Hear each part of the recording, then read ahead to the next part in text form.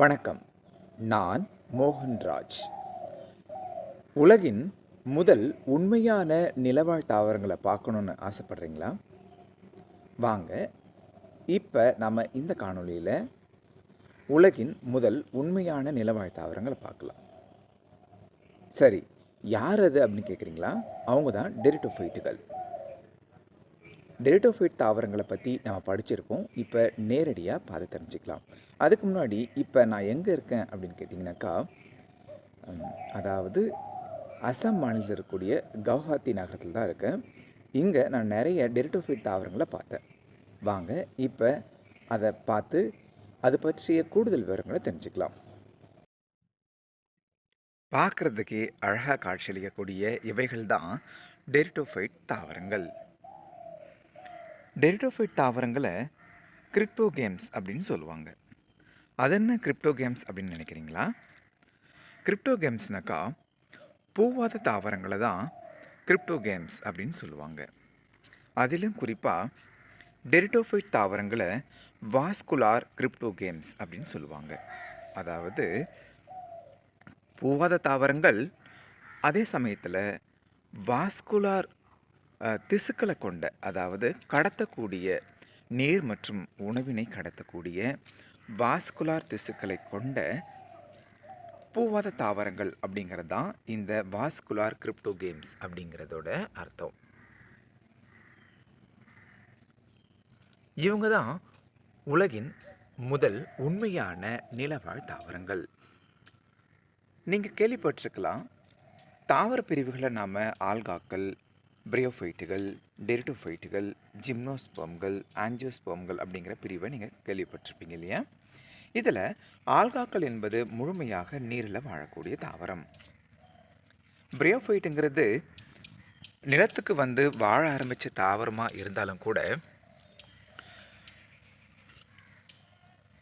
பிரியோஃபைட்டுகளினுடைய வாழ்க்கை சுழற்சியை முழுமையாக நிறைவு செய்யணுன்னாக்கா நீர் இன்றியமையாததாக இருக்குது. அதனால் பிரியோஃபைட் தாவரங்களை தாவர உலகின் இருவாழ்விகள், எப்படி நம்ம விலங்குகளில் இருவாழ்விகள்னு படிச்சிருப்போம், அதுக்கு எடுத்துக்காட்டாக தவளை, தேரை போன்றவைகளை கேள்விப்பட்டிருப்போம் இல்லையா?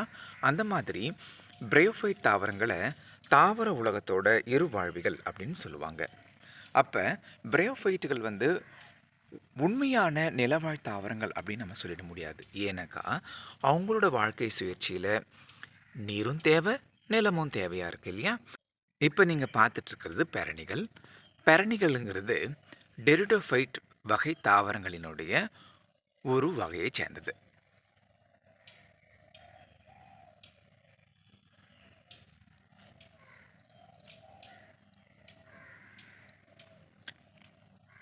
டெரிட்டோஃபைட் தாவரங்களை தான் உலகின் உண்மையான நிலவாழ் தாவரங்கள் அப்படின்னு சொல்லுவாங்க. இவங்க முழுமையாக நிலத்திலே வந்து வாழ ஆரம்பித்ததால் இவங்களுக்கு மிக முக்கியமான ஒரு கஷ்டம் ஏற்பட்டுச்சு. அது என்ன கஷ்டம் அப்படின்னு கேட்டிங்கனாக்கா, வேறு என்னங்க, தண்ணி பஞ்சம்தான். இதுக்கு முன்னாடி வாழ்ந்த ஆல்காக்கள், பிரியோஃபைட்டுகள் போன்றவைகளினுடைய வாழ்க்கையினுடைய அங்கமாக நீர் இருந்ததால் அவங்களுக்கு தண்ணீர் பற்றிய கவலை இல்லாமல் இருந்திருக்கிறாங்க. ஆனால் இவங்க முழுமையாக நிலத்துக்கே வந்து வாழ ஆரம்பித்ததால் இவங்களுக்கு தண்ணீர் கிடைப்பது கொஞ்சம் சிரமமாக இருந்திருக்கும்னு நினைக்கிறேன். அதனால் இவங்க பூமியிலிருந்து தண்ணியை உறிஞ்சி எடுத்து பயன்படுத்துவதற்கேற்ப தங்களோட உடலில் குழாய்களை உருவாக்க ஆரம்பித்தாங்க. அந்த குழாய்களை தான் நாம் வாஸ்குலார் திசுக்கள் அப்படின்னு சொல்கிறோம்.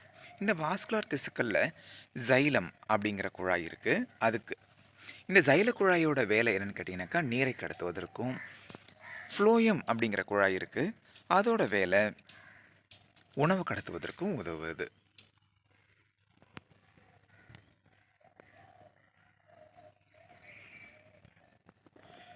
இதுக்கு முன்னாடி நம்ம படித்த ஆல்காக்கள், பிரியோஃபைட்டுகள்லாம் தாலோஃபைட்டா அப்படின்னு நீங்கள் கேள்விப்பட்டிருப்பீங்க. தாலோஃபைட்டானாக்கா வேறு, தண்டு, இலை நம்ம வேறுபடுத்தி பார்க்க முடியாது. ஆனால் இவங்களோட உடம்புல, அதாவது டெரிட்டோஃபைட்டுகள் வந்து தாலோஃபைட்டாக கிடையாது.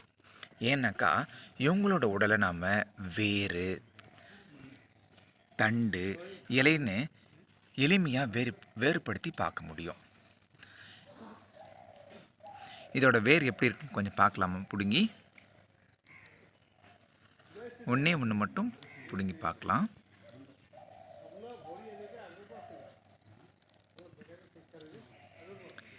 சரி, நம்ம இதை வேஸ்ட் பண்ணாமல் இப்படியே பார்க்கலாம். இங்கே பாருங்கள்,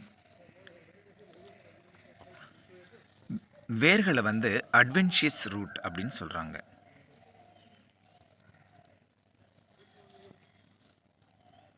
இங்கே பாருங்கள், வேர் தெரியுதுங்களா? வேர் இருக்குது, தண்டு இருக்குது, இலை அப்படின்னு நம்ம வேறுபடுத்தி பார்க்க முடியுது. சரி, நான் முதல்ல சொன்னேன் இவைகள் வந்து பூவா தாவரங்கள் அப்படின்னு சொன்னேன் இல்லையா? அப்போ பூவா தாவரங்கள்லாம் எப்படி இவங்க இனப்பெருக்கம் செய்வாங்க? பூக்கள் என்பது இனப்பெருக்கத்துக்கான ஒரு உறுப்பு இல்லையா அப்படின்னு நீங்கள் நினைக்கலாம்.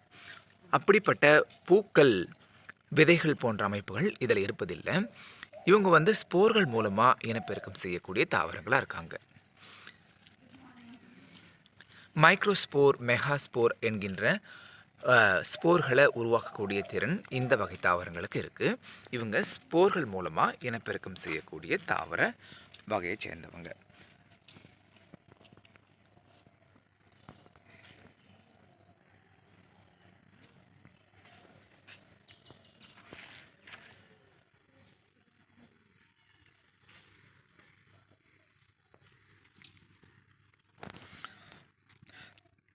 நாம் சமவெளி பகுதிகளில் டெரிட்டோஃபைட் தாவரங்களை பொதுவாக பார்த்தது கிடையாது. இங்கே நான் வந்து அசாம் மாநிலத்தில் இருக்கக்கூடிய குவஹாத்தி நகரத்துக்கு வந்திருக்கிறேன். இந்த பகுதியில் என்னால் டெரிட்டோஃபைட் தாவரங்களை பார்க்க முடிஞ்சுது.